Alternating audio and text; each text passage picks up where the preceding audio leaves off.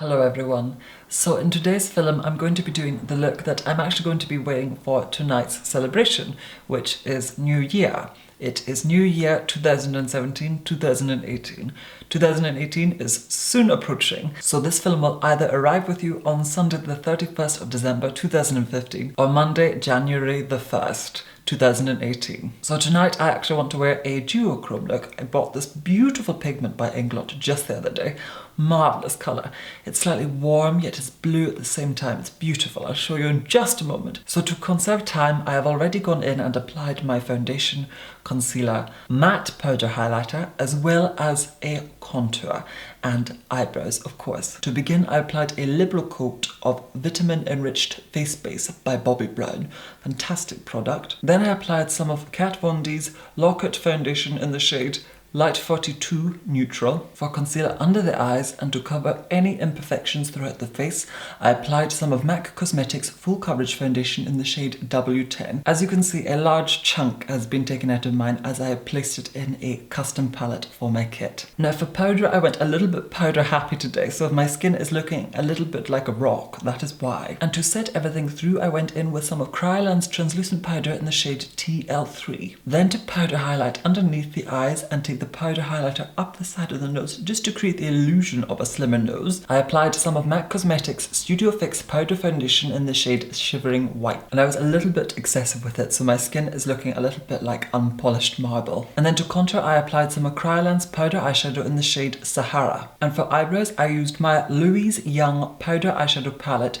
I took the two brown shades here. This shade is Maui and this shade is Pom Pom. I used a combination of the two. I used the Maui to sketch, and then I used a lot of the Pom Pom just to fill in. I absolutely love this palette. I've used it in many of my tutorials before, but when I first saw this shade, Pom Pom, I thought it said Poom Poom, and I got the fright of my life. So to begin the look, I'm going to take some of MAC Cosmetics powder eyeshadow in the shade Omega, my dearly beloved, on a Zova 227 brush. And what I'm doing with that, first of all, is just taking it through the socket. I just want to create shape and depth in the eye first of all, because what I want to actually do is go in with a black paint pot or a brown paint pot, or maybe even a black cream product, just so that I can get a really strong dark eye first of all. And I'm just bringing it outwards and upwards, but trying to keep it quite round instead of pointed, so it's coming outward the look rather than one point coming outward. The whole look is sort of being dragged out.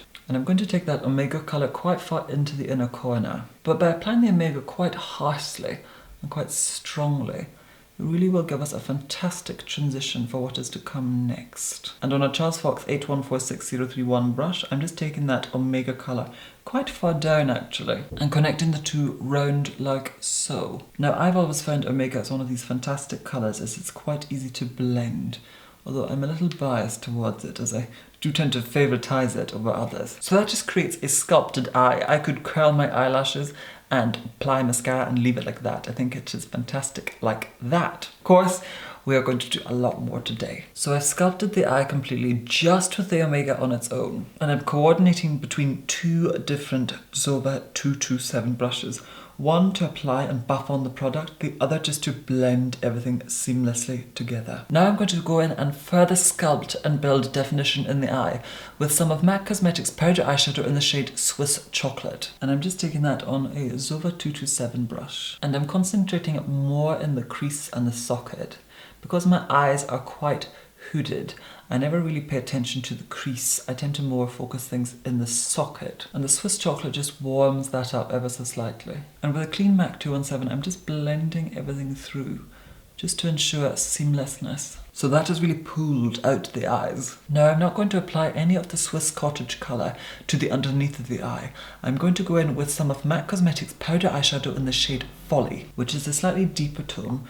And on the same Charles Fox 8146-031 brush, I'm just going to intensify the underneath and keeping it quite thick the further into the inner corner I go, and then blend through. And with an Inglot 80HPS brush, I'm just going to pack some of that into the socket, connecting the two round like so. And then taking a little bit of that folly colour through the socket just to build definition. Now I'm going to go in and apply some of MAC Cosmetics Fluid Line in the shade Dip Down, which is a beautiful dark brown colour. What I'm doing with this is just applying it directly onto the eyelid, and I'm filling in the eyelid with it, but I'm working quite quickly with it as it will set quite fast.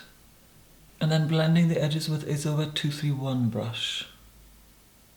You do have to work quite quickly with it as it sets very quickly. And then going in with the Zova 228 brush and just blending all edges, just to ensure seamlessness. Now I actually want it to look a little bit rugged, so in certain areas I'm just sort of blending a little bit aimlessly, just so that it starts to look almost a little bit scruffy. But then I'm going in with a little bit more of that folly colour and just stippling it round the edges of the Dip Down gel liner. Now I'm going to go in with the pigment that I had mentioned earlier, and this one is by Inglot. It's a beautiful duochrome colour, and it is one of Inglot's AMC Pure Pigment eyeshadows in the shade 85. And I don't want to tip it too forward in case it tips out everywhere, but it's this absolutely beautiful, almost reddish, greenish, bluish colour. It's gorgeous. There's a bit of purple and turquoise and cyan. It's marvellous. And first of all, I'm just going to apply it to my eye, just with my finger first of all, just so that we can build up colour intensity. But now I'm actually going to go in and apply it dry first of all on a Charles Fox 8146405 brush. And I don't want to keep it too harsh.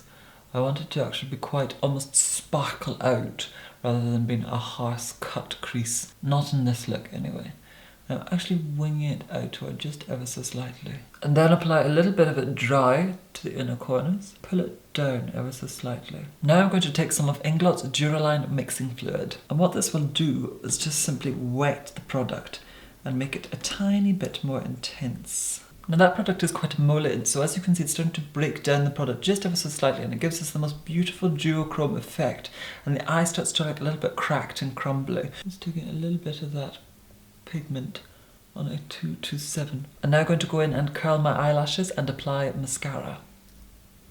And I'm just taking the remainder of that product that was on the brush, some of the Duraline with the pigment, and I'm applying a little bit of it more to the inner corners, almost unsymmetrically. I don't want them to be totally symmetrical. I want it just to be almost like a flicker of light. Now this makeup can sometimes look really unattractive and very unneat under very bright studio lighting, but in a dark environment, which I'm going to be going to, where I'm going tonight is going to be quite dark, and there'll be a lot of artificial lights that are either blue or red, or so very nighttime lighting, and I'm just pulling it up and outward into the look ever so slightly, just so that it becomes quite unsymmetrical and uneven. Now today I'm going to commit blasphemy and go against my own word by using a different mascara. Today I'm going to be using a sample of Charlotte Tilbury's Full Fat Lashes instead of the Balm's What's Your Type mascara. I'm trying to branch out and try different mascaras, and I thought I would give this one a go. I'm just going to apply quite a liberal amount of mascara to the eyelashes, and then apply a good bit of mascara to the lower lashes. Now mascara can sometimes really annoyingly transfer, so sometimes just rolling a Q-tip or cotton bud, however it is referred to in the region you come from, just by rolling it can erase a majority of the product, and then just slipping very lightly on top of it the concealer that you used before, just to reconceal, and then just repowder. Now I'm going to take some of MAC Cosmetics pencil in the shade Night Moth, and I'm just going to line the waterline with that, as I wanted to keep the waterline a little bit red but darken it ever so slightly. Now even though the look is quite editorial and more suited for a party, I want to keep it quite feminine, so I'm just going to go in and apply a set of corner lashes. These ones are by Primalash, and I shall apply them using some of the Duo Adhesive Glue, and I'm just dropping them at the outer corner just to thicken the outer lashes. Now the only thing is that when you create looks that are slightly more editorial, they can sometimes become quite boyish or androgynous, so keeping them slightly more feminine keeps the look overall looking quite feminine, and I definitely think by just adding a small false eyelash, it just brings the look back to being a little bit more feminine as opposed to being very editorial. And I further went in and added just one set of these eye lower eyelashes, only one on each eye, because sometimes when you apply corner eyelashes or false lashes that are designed to look more natural, where they stop, there can sometimes be a bluntness. So by adding an extra individual eyelash over the area to disguise the bluntness of the false eyelash. You can really diminutify the bluntness of the eyelash that you have applied. Now to highlight, I believe that either a blue shimmer or a purple shimmer is absolutely sacrosanct with this look. And I'm going to apply some of MAC Cosmetics Reflex Transparent Pink, which is a very beautiful, very sparkly, loose product. And I'm going to apply that very heavily on a Zova 114 brush. This gives the skin the most beautiful sheen, especially pale skin. But I have used a duochrome colour in the eyes and on the cheeks today. But I think these tones look absolutely beautiful on every skin tone. It's just about the right tone. I think duochrome products look marvellous on everybody. It just has to be the shade that works for you. And I take a little bit of that across the bridge, and a little bit of it to the forehead, and quite a bit of it just above the eyebrow. Now I like to apply quite a considerable amount of this, as I do prefer to glow greater than the gods. So I'm just applying it everywhere. A little bit on the cupid bow, a little bit on the chin, a little bit on the tip of the nose, and a little bit everywhere. Then I'm going to apply a little bit of it underneath the brow. And when you start to add the shimmer tones, it really makes sense of a lot of the messiness within the look. Now I'm going to take our Charles Fox 8146031 brush from before, with some of that beautiful Inglot pigment, and just start to amplify what we applied in the inner corner, just to make it look a little bit more decadent.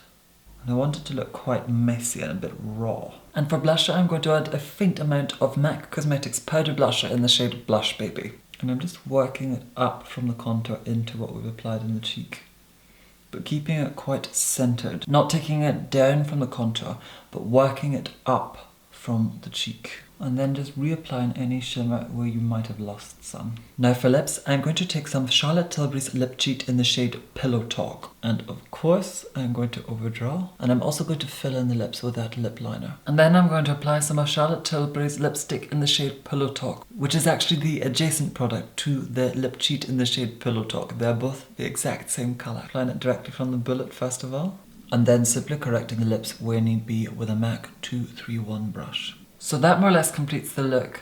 It is a look that has many different influences, as it is quite messy, it's quite rock and roll, quite grungy, yet it's quite glamorous and quite retro all at the same time. I thoroughly enjoyed creating this look, but unfortunately I'm running very late for the event that I'm going to this evening. And of course, this shall indeed be the last film that I bring you in 2017. It'll be the last film in 2017. My goodness, what a year it has been. And on this very special occasion, the end of a year and the beginning of another, I would like to take this opportunity to directly express to you my gratitude. Whether you have been here from the beginning, from when I first started producing and sharing my films here on www.youtube.com, or whether or not you have just arrived, and I would like to say thank you very much for making 2017 a marvellous year on my calendar. It has been an absolutely fantastic year. I can't say, not yet, what 2018 shall behold.